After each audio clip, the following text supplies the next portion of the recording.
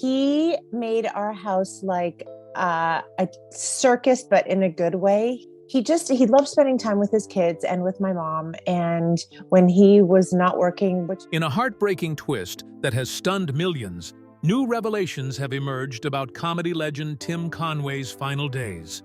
And they are far more tragic than many ever knew.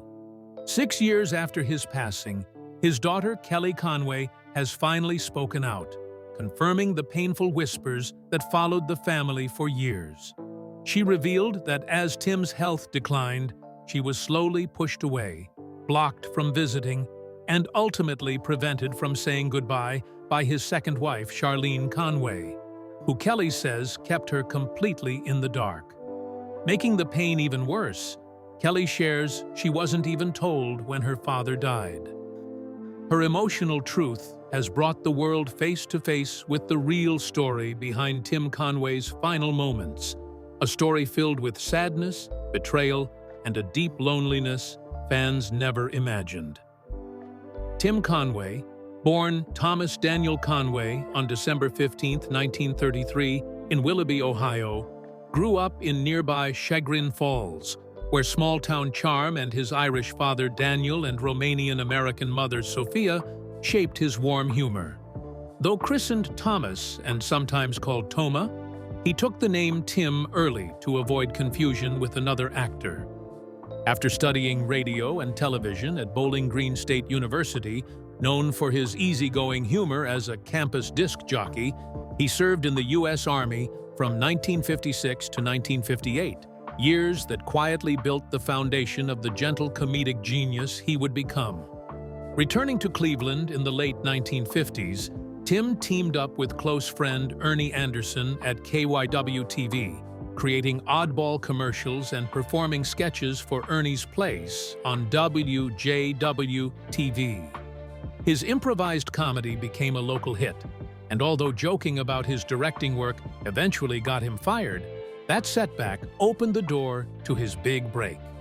In 1961, actress Rose Marie from The Dick Van Dyke Show discovered him and helped bring him to New York, where he joined The Steve Allen Show and refined the soft, absurd humor that defined his career.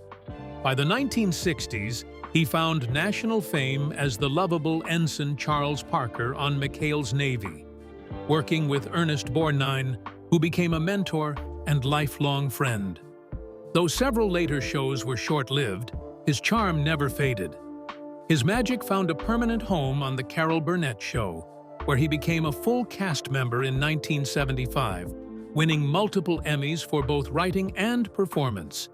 He created iconic characters like The Oldest Man with his slow-motion physical comedy, and Mr. Tudball with an accent inspired by his Romanian mother.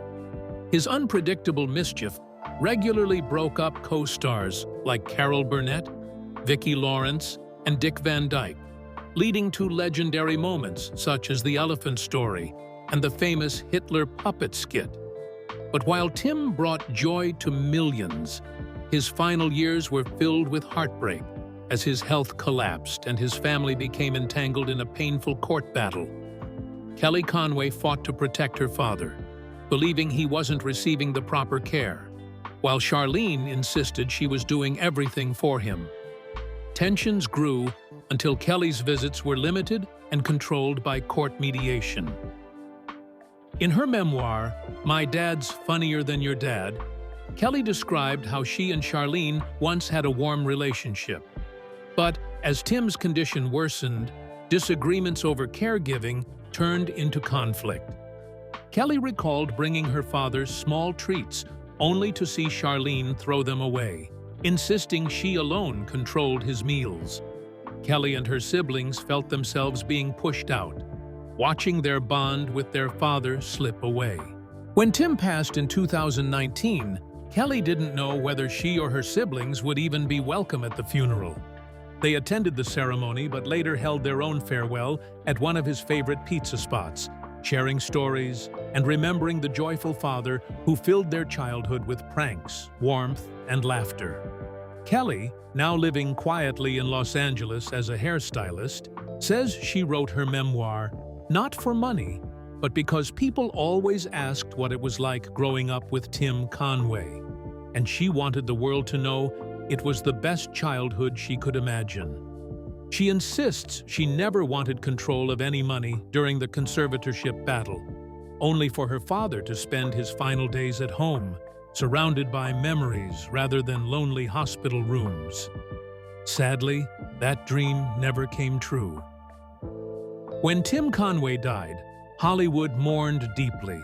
Legends like Dick Van Dyke, Ben Stiller, Ed O'Neill, Patton Oswalt, Bob Newhart, and Carol Burnett honored him as one of the greatest comedians who ever lived, while his family mourned the loving father and gentle soul they lost.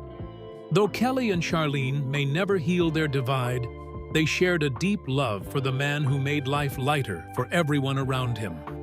Throughout the 1970s and beyond, Tim continued working, starring in The Tim Conway Show and The Tim Conway Comedy Hour, joking about one failure with a license plate reading 13WKS.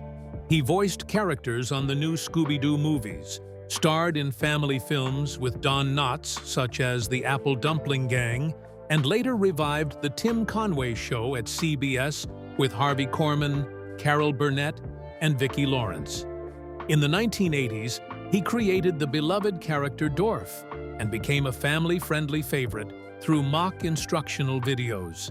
Younger generations discovered him as Barnacle Boy on SpongeBob SquarePants, and he lent his voice to The Simpsons, The Proud Family, and Reading Rainbow. He won Emmys for Coach and 30 Rock, and appeared in Hot in Cleveland, CS1, Mike and Molly, 2.5 Men, and even Glee, always insisting he never wanted fame, only to make people laugh. From a small-town Ohio boy to one of television's most treasured icons, Tim Conway built a legacy of warmth, kindness, and gentle humor, proving laughter can outlive everything. And if you love stories like this and want more heartfelt Hollywood truths, make sure to subscribe to Hollywood Bulletin and press the bell icon so you never miss our latest videos.